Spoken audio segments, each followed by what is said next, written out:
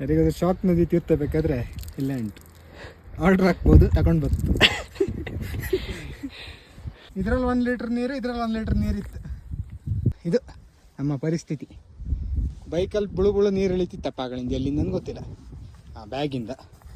Okay ಅಲ್ಲ, engine ಒಳಗೆ ನೀರು ಹೋಗದೆ ಇದ್ರೆ ಸಾಧ್ಯವರೇ, ತುಂಬ ಹೊರಗಿದ್ದಿದ್ರೆ ಸೀನಿ ಹರ್ಗಾಕ ಗಟ್ಟಿ ಒಂದು ಸೀನೆಲ್ಲ ಹರ್ಗೊತ್ತು.